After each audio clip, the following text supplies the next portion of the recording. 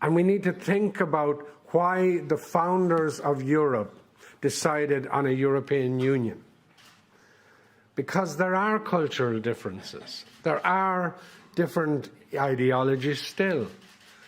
And yet, why would you set up a European Union if you weren't about to deal with those ideologies that crippled Europe in the last century? And I think if we don't, in the Conference of the Future of Europe, don't deal with that properly, then we don't need a European Union.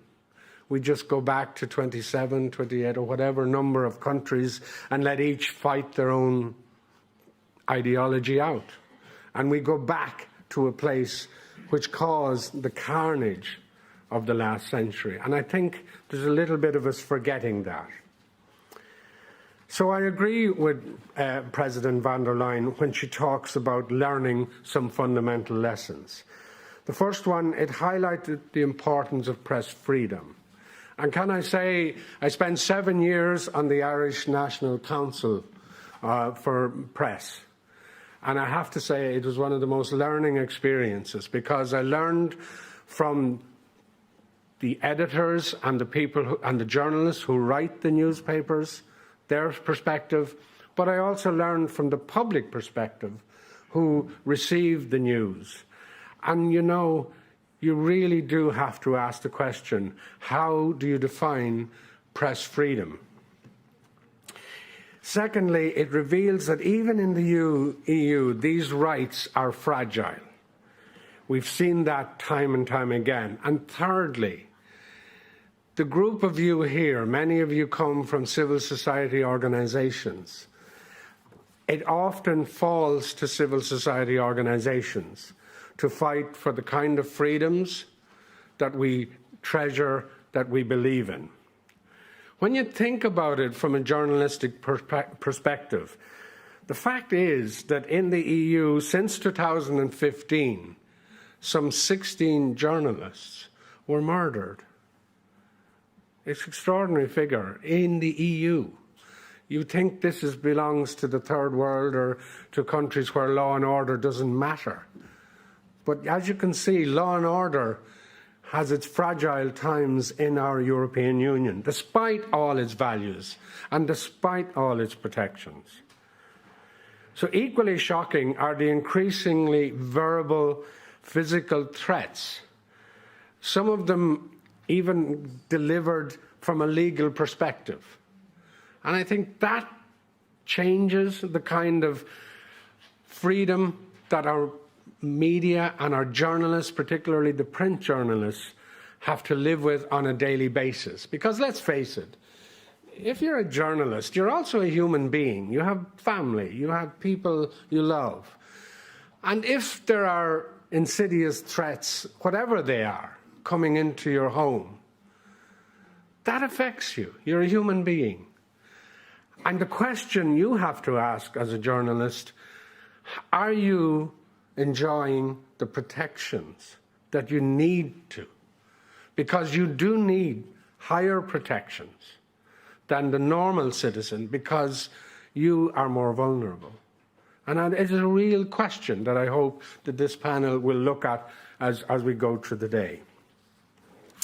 And then on the other side, journalists have to live with their paymasters.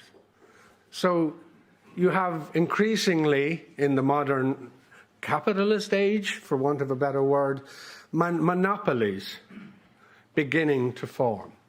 And that, in a sense, gives direction to journalists as well, that they cannot ignore.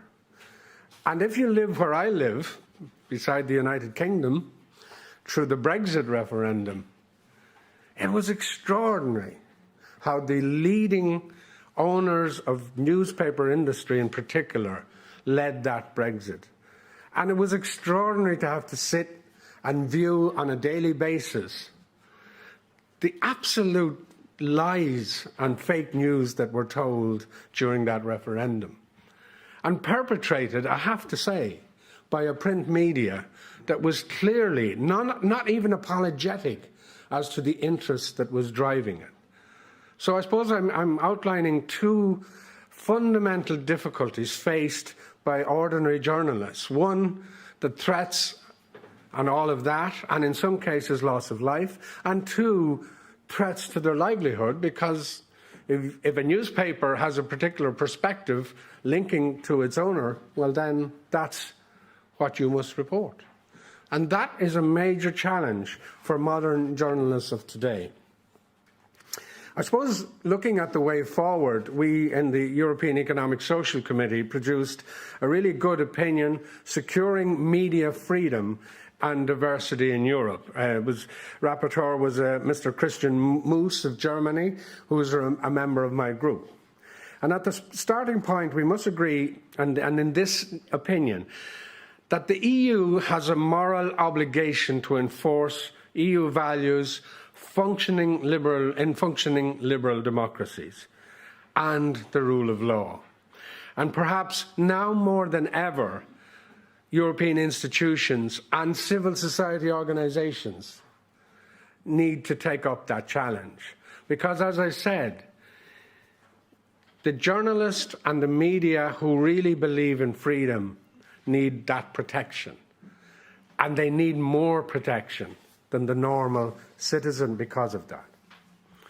Some of those key recommendations really looked at how do you deal with media literacy in terms of our population. Someone mentioned earlier on the millennium, the famous poor old millennium. I have a couple of kids in that bracket, and they don't like that heading at all. They don't like being called millennials. So those of you who are in that bracket, my apologies. As if you were some sort of different species, but you're not. You're also affected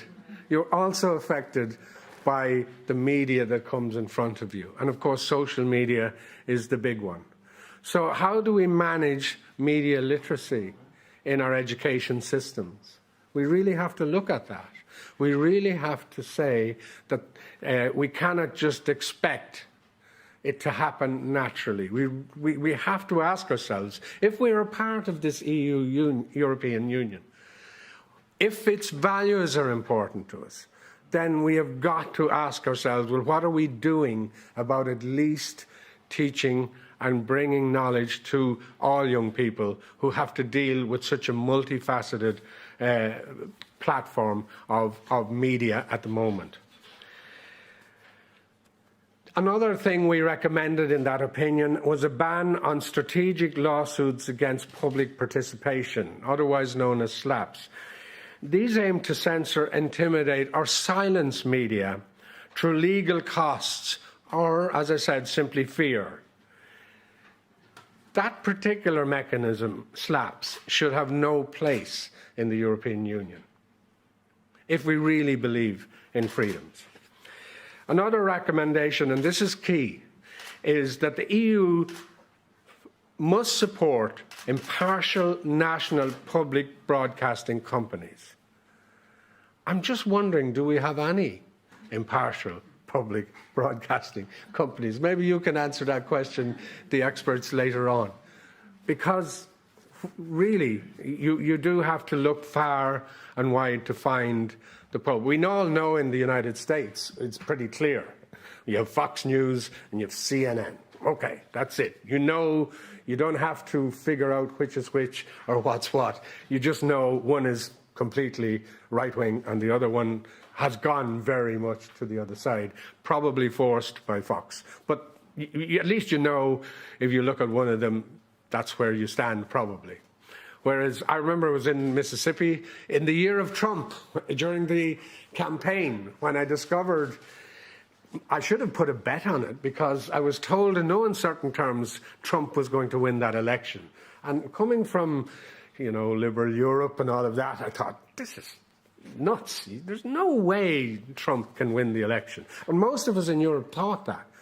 But my heavens, if you were in that southern part of the United States during August, which I was in that year, it was pretty obvious. There was only one media, there was only one print, and it was all Trump.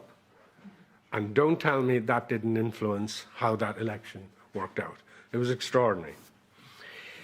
We also said that the EU must incentivise the creation of national transparency registers, for example, on contacts between politicians and media entrepreneurs. We really need to be sure, has the media or are the media connected and to the entrepreneurs or to the other ideological parts of the industry, not just entrepreneurs. It's to do with where are you getting your content and who is influencing that content. And I think that's in our recommendation. And finally, it is recommended in the report that further EC annual reports on the rule of law in member states should automatically include a section on the state of media freedom and plurality. So I hope you get to see that opinion, because it really at least begins the discussion and the debate about how you would have the kind of media freedom that we need in order to get educated and be influenced in our daily lives, because we do need to make really important decisions as to who we vote for, as to what values we stand for. And those values matter in our daily lives, as we've seen in the video. As the lady from Spain made it very clear, she said emphatic or empathetic. We must be empathetic to the sufferings of people. And certainly at the table I was last night, I was learning a great deal about what it is for just normal families. So just normal families managing through COVID, through the pandemics and through the various threats. As a closing remark, I would like to express two aspirations as well. So this is a challenge to the media. The first is that journalism in Europe will come to be valued and supported for what it really is, a public good. It should be a public good. You cannot have it any other way. And if it's a public good, then it must have the enforcement necessary for the creation of a public good. The second is that the greater media protection and diversity should become a focus point both for the discussions and the recommendations of the Conference of the Future of Europe. If the Conference of the Future of Europe delivers some strange kind of Europe that none of us recognise, then, it's not just Brexit, it's all exit at this stage. I have a kind of a personal belief as well, and I'm asking our journalist colleagues in this House and indeed abroad and in wider, is that we really want you, from a civil society perspective, to report on the much work that we do in civil society, whether it's fighting freedoms, whether it's just delivering services during the COVID lockdown. I know in Ireland, my own organisation was on the ground every single day. And across Europe, we held a conference at Diversity Europe last March where we showed what civil society organisations were doing on a daily basis. And we really would ask the media to look at that and at least recognise that as well. So my conclusion is, I'd like to thank Killian and the staff and all of the people who have organised this conference so well. The evening was just as important as yesterday and today. I would like to thank the panellists that I've listened to so far, and of course will again, and for you for listening to me. So after that, thank you and enjoy the rest of the day.